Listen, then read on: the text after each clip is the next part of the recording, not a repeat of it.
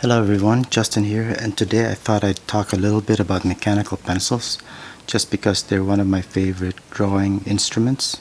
I've always loved using these mechanical pencils, especially for writing and drawing, just because of its biggest advantage, which is you never have to sharpen them.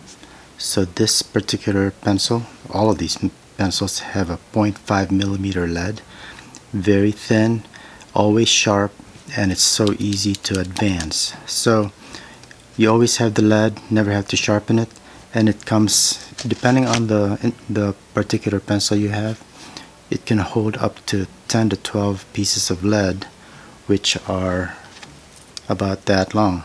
So it can really last you a long time without having to refill.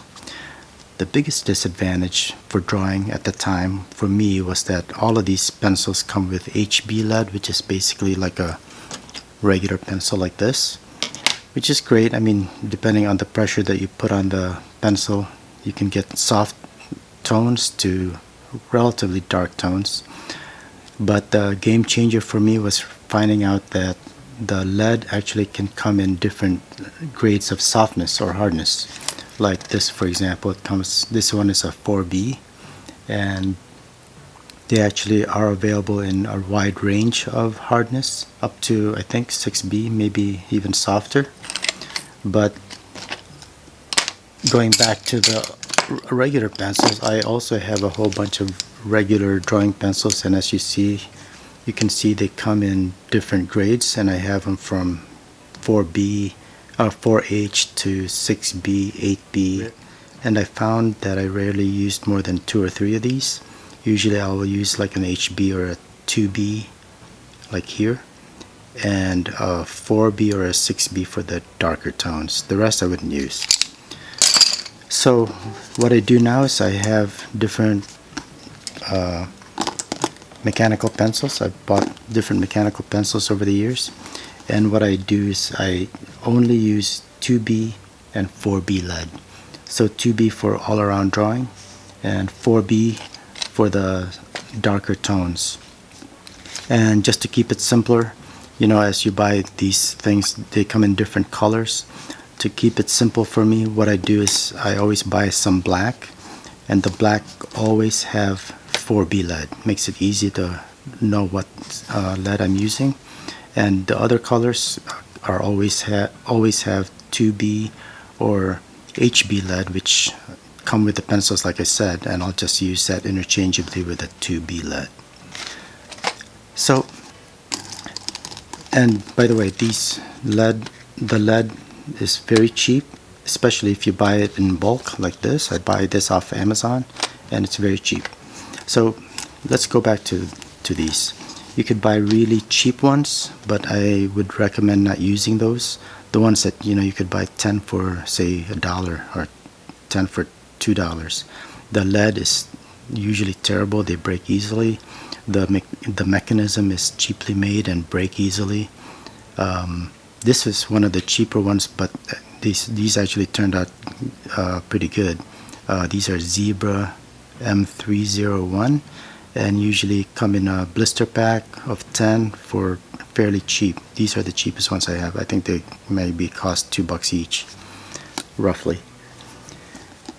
These are pretty standard with pushing the back end in order to advance, and that's it. Now there are other features that I've seen in pencils over the years which I don't currently have, one of which has a soft spring-loaded tip. So if you push hard, it actually retracts a little bit, so it gives you a cushiony feel. I didn't really see any huge advantage to that. Going back to some of my favorite ones, here's a quick twist erase. I like this just because it's a little bit thicker than this one. It's right here, and it's got this rubber piece which gives me a nice grip to it. It's very easy to advance, very durable. I've had these for a long time, and I'll go back to this in a little bit. This one is a Kuro Toga, which I had read about a couple, 3 years ago, and people love these just because as you write, the mechanism actually automatically rotates this lead, and there's a view hole here where you can actually see the barrel turning slowly as you write or draw. And the reason for that supposedly is that you can always have a sharp point, because as the lead first comes out, this is what you get. Okay, so here's the lead, and as you write, this part right here is what's writing on the paper, and it's sharp.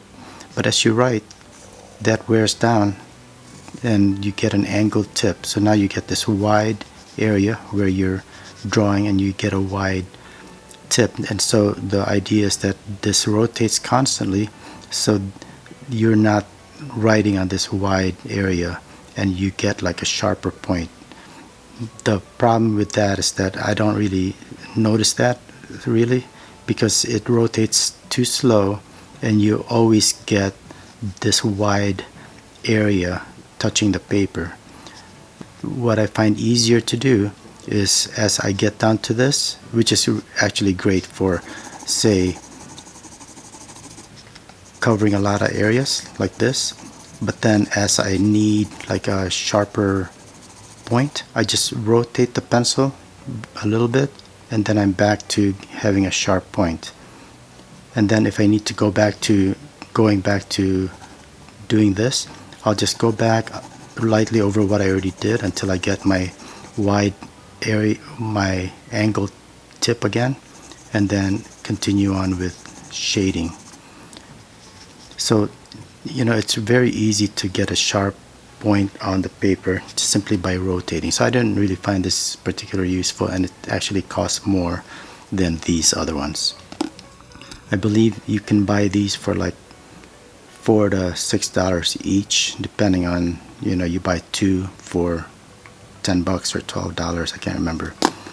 But these are in between, mid-price, which is still, I think, pretty cheap. I think these were like $4 each, the twist erase.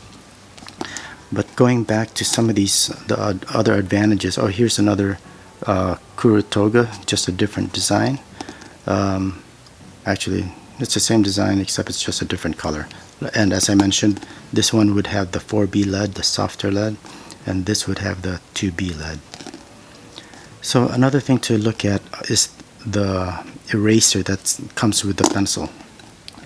So this particular one, this Zebra, has this small eraser right here, which I don't care for. It's very small and it only goes in one way and it's fixed.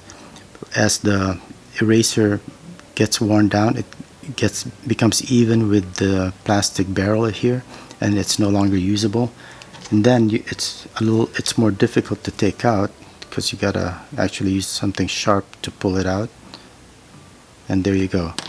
Now you can pull it out, and this is how you also fill the pencil with new lead right here through this hole. And by the way, depending on the pencil, the size of this barrel will differ and determine how many pieces of lead you can actually load in here. So then you got to buy these small erasers, which are small and they don't last that long, and to me they're kind of expensive. So that's the biggest disadvantage to me with this particular pencil. And then you also have this loose cap, which you could easily lose. I mean, you could leave it off, but you know, it just looks a little bit nicer when you leave it on.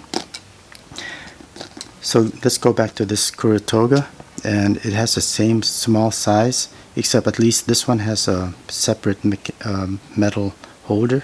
So as you wear down the eraser, you can actually pull it out, and then this metal holder will hold it out, and you can use more of the eraser than that other one. And again, here's the back part where you load the lead, and again this has a separate cap. So back to my favorite, this is the Twist Erase by Pentel, again 0.5 millimeter. And what I love about this is it comes with a big eraser which has the same quality and erasing capability of my favorite eraser, which is the Stadler plastic.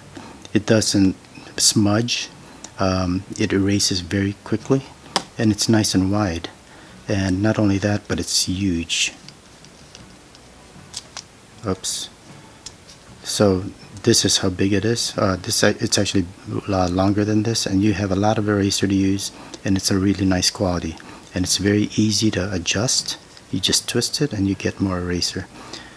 And the way you load this one is you just pull this, and you can see that it's got a nice size barrel, so you can put more pieces of lead in this one than the other ones. So definitely I really like this one, and like I said, this one will have 4B lead. So let's just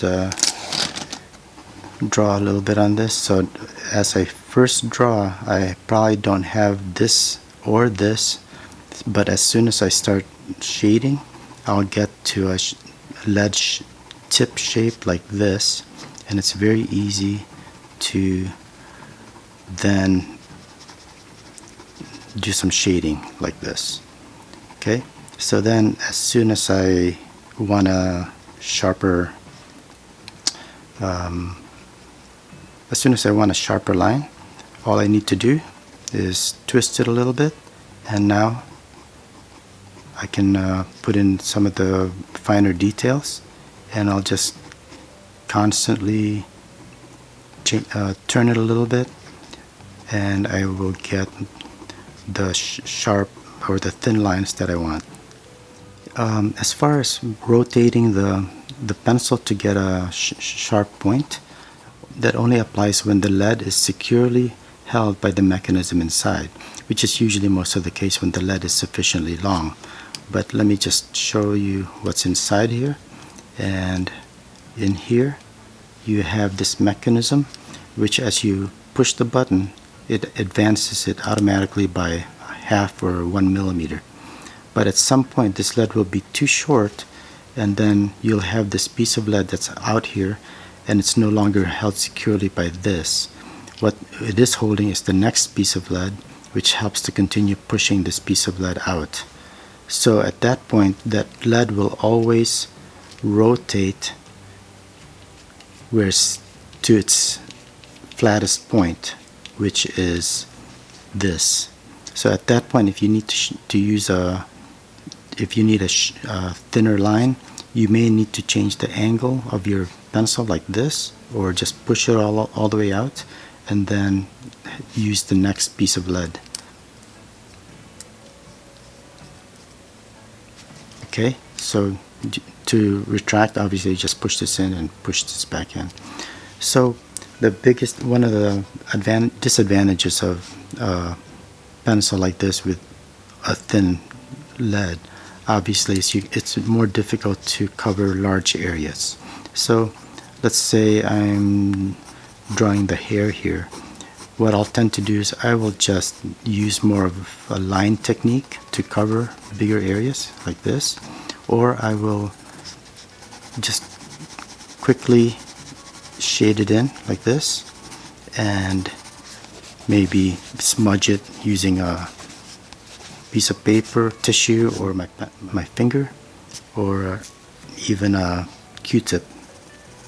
So another way to cover large areas is save the small pieces of lead that you have towards the end of its life, and you can let's say you pull it out like this, and you now have this piece of lead, and I'll use it just like this, and it gives it a kind of a different texture. You don't have as much control, of course, so just kind of roughly cover the area and then mix it with a different technique. So let's finish the hair here, and maybe just outline it with a thin line,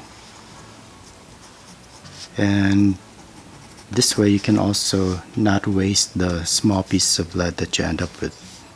So although the biggest advantage of this pencil is a sharp line at all times, you're not limited to, say, line drawings like this, or cross hatching for hatching and cross hatching for the shadows. You can still get realistic images, as you can see some of my videos where I'm going to start doing some shading, and here I'm varying the pressure that I'm putting on the lead to get my darks and my lights, and then blending it in, and you can still get realistic shadowing and shading. If you haven't tried a mechanical pencil, try it, and I highly suggest getting at least two. One that has a softer lead so you can get some dark tones, and one with a regular HB or 2B lead, and you can get some of the lighter tones easier. So that's pretty much it. So thanks a lot for watching. I hope you found this useful, and have a great day. Bye.